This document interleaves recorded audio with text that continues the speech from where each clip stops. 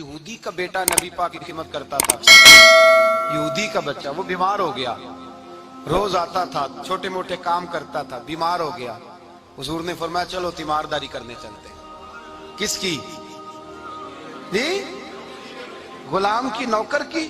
یہاں صاحب کہتے ہیں 5,000 روپیہ لے جاؤ، وہ بڑے احسان کے ساتھ 5,000 روپیہ لے جاؤ اور دے آنا، اور اسے کہنا سردی پوچھ رہے تھے تیرا کیا حال ہے، وہ بات ختم ہو گئی۔ حضور بنفس نفیس گئے، اور غریب کا گھر تھا، وہ یہودی باہر نکلا جس کا بیٹا بیمار تھا، تو کہتا جب دروازے پہ میں نے مسلمانوں کے نبی کو کھڑے دیکھا تو میرے پیروں تلے زمین ہی نکل گئی۔ میں نے کہا حضور مجھ غریب کی کٹیا میں کیسے آئے؟ پر میں تجھے پتا ہے نا تیرا بچہ میری نوکری کرتا تھا، یا بیمار ہو گیا، میں تیمارداری کرنے آیا۔ وہ یہودی کہتا مجھے خیال یقین ہی نہ آئے کہ میرے گھر میں حضور، تو امیر حرم، میں غریب بے نوا، تو کجا من کجا، میرے گھر میں حضور آئے۔ کہتے کہاں ہے ہمارا پیارا؟ حضور وہ لیٹا ہوا ہے۔ صحابہ کہتے ہیں نبی پاک سرانے گئے تو اس کا آخری وقت تھا، تھوڑا سا ٹائم تھا، میرے مصطفیٰ نے فرمایا تو میری نوکری کرتا تھا، آج میں تیری تیمارداری کرنے آیا ہوں۔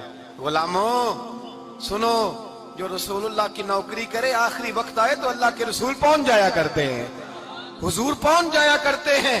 نجم کی اے خدا آرزو ہے یہی، عاشق زار کی آبرو ہے یہی، موت کے وقت سر ان کے قدموں میں ہو، دید ہوتی رہے دم نکلتا رہے۔ حضور پہنچ جاتے ہیں، نبی پاک تشریف لائے، بیٹھے سرانے۔ حضور نے جب اپنا برف سے ٹھنڈا اور کستوری سے زیادہ خوشبو والا ہاتھ اس کے بالوں میں پھیرا، آنکھیں کھولی، حضور نے فرمایا چل کلمہ پڑھ جا، چل میرا کلمہ پڑھ جا۔ ساری دنیا در رسول پہ آ کے کلمہ پڑھے، اور حضور اسے کلمہ پڑھانے گھر تشریف لے گئے۔ یہ ایک مزدور کو، ایک محنت کرنے والے کو اعزاز دیا، گھر گئے کلمہ پڑھ لے۔ اس نے اپنے والد کی طرف دیکھا اور والدہ کی طرف دیکھا، ماں باپ یہودی ہیں، رونے لگے، کہنے لگے بیٹا یہ ہم سے زیادہ بڑھ کر تیرے حق میں خیر خواہ ہے، جیسے کہتے ہیں کر لے۔ اس نے کلمہ پڑھا اور حضور کی گود میں لوٹ پوٹ ہونے لگا، کلمہ پڑھا، روح پرواز کر گئی۔ شارحین کہتے ہیں جب نبی پاک وہاں سے نکلے تو حضور نے فرمایا اٹھاؤ اس کی میت کو۔ ماں باپ کہنے لگے کہاں لے جانا ہے؟ فرمایا ہم اپنے طریقے کے مطابق غسل کفن کریں گے، اس لیے کہ جو کلمہ پڑھ جائے پھر وہ میرا ہو جایا کرتا ہے، میرا ہو جایا کرتا ہے۔ بھائی یاد رکھیں، مزدور کو حضرت ربیعہ بن کعب فرماتے ہیں میں حضور کو وضو کراتا تھا، رات کا وضو میری ذمہ داری تھی، صرف ایک وضو رات کا۔ ہمارے ہاں تو 25 سال مزدور مزدوری کر کے چلا جاتا ہے، پر وہ مزدور ہی رہتا ہے، وہ مزدور ہے، اس کا کوئی اعزاز نہیں، کوئی اس کے لیے وہ کہتے ہیں اب بابا جی آپ کو کھانسی زیادہ آتی ہے، اپنے بیٹے کو لگا دیں، کسی اور کی ڈیوٹی لگا دیں، اب آپ کام نہیں کر سکتے۔ 25 سال نوکری کی، ملا کیا؟ حضرت ربیعہ کہتے ہیں میں وضو کراتا تھا رات کا، میرے نبی پاک نے فرمایا شادی کیوں نہیں کرتا؟ تو میں نے کہا یا رسول اللہ نہ میرے پاس حسن ہے، نہ پیسے ہیں، نہ کوئی کاروبار ہے، مجھے کون رشتہ دے گا؟ میرا روپ بھی نہیں تے میرا رنگ بھی نہیں، میں نے یار مناؤن دا ٹانگ بھی نہیں، کون مجھے رشتہ دے گا؟ کہتے ہیں حضور خاموش ہو گئے۔ دوسرا دن آیا تو میں وضو کرانے پہنچا تو نبی پاک نے فرمایا شادی کیوں نہیں کرتا؟ کہتے ہیں میں نے کہا حضور کون رشتہ دے گا؟ وہی 3 باتیں دہرائیں، نہ پیسے ہیں، نہ حسن ہے، نہ کوئی کاروبار ہے، نہ مکان ہے۔ فرمایا حضور نے تیسرے دن پھر کہا، جب دوسرا دن ہوا نا تو حضور نے کہا، حضور خاموش ہوئے میرے جواب پر۔ میں نے کہا یار اتنا بے وقوف ہوں، حضور روز پوچھتے ہیں اور میں جواب ہی نہیں دیتا۔ کہتے ہیں تیسرے دن میں نے ارادہ کیا آج نبی پاک پوچھیں گے تو میں کہوں گا حضور جیسے دل کرتا ویسے ہی کرا دیں۔ کہتے ہیں تیسرے دن میں گیا، سارا وضو کرا لیا، پر نبی پاک نے پوچھا ہی نہیں۔ میں ارادہ کر کے گیا تھا کہ آج پوچھیں گے تو بتا دوں گا، حضور نے پوچھا ہی نہیں۔ فرماتے ہیں وضو مکمل ہو گیا، میں دروازے تک چلا گیا تو مصطفیٰ نے آواز دی، فرمایا واپس پلٹ نہ، میں پلٹا تو حضور نے فرمایا تو شادی کیوں نہیں کرتا؟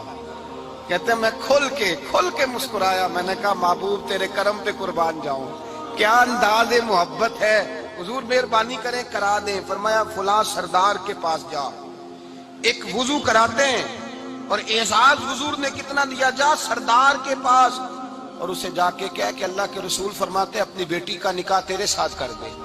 فرماتے میں گیا، ماں باپ کو بڑی فکر ہوتی ہے بیٹیوں کی، وہ کہنے لگا میں شام کو خود نبی پاک کی بارگاہ میں آؤں گا، کہتے میں باہر نکلنے لگا تو وہ بچی پردے کی اوٹ سے بولی، کہنے لگی غلام ٹھہر جا، ابا جی آپ کو میری فکر ہے، اماں جی میری فکر ہے، میری فکر نہ کریں اور یہ نہ دیکھیں آیا کون ہے، یہ دیکھیں بھیجا کس نے ہے۔ آپ مجھے حوالے کریں نبی پاک کے، حضور کے حوالے کریں، اللہ رسول مجھے کبھی ضائع نہیں کریں گے۔ حضرت ربیہ کہتے ہیں حضور نے میری شادی کا بندوبست کیا۔ حضرت بریدہ اسلمی سے کہا کہ تو اس کے لیے کھجور کی گٹھلی کے برابر سونا لا۔ حضرت حارثہ بن نعمان سے کہا تو اس کے لیے ایک کمرے کا اجرے کا بندوبست کر۔ حضرت عثمان غنی سے کہا تو نے ولیمہ کرانا اس کا۔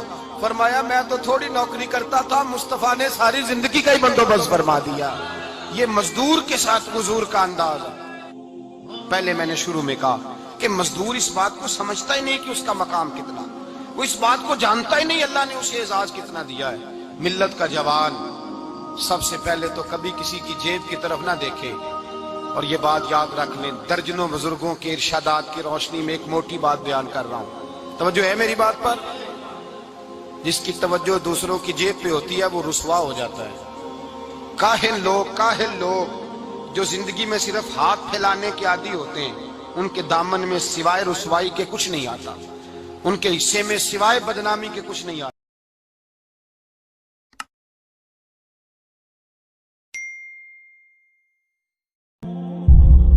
آخر میں آپ لوگوں سے گزارش ہے کہ اگر آپ کو ہماری یہ کوشش پسند آئی ہو تو اسے زیادہ سے زیادہ صدقہ جاریہ کے طور پر شیئر کریں۔ اللہ آپ سب کو اپنی حفظ و امان میں رکھے، آمین۔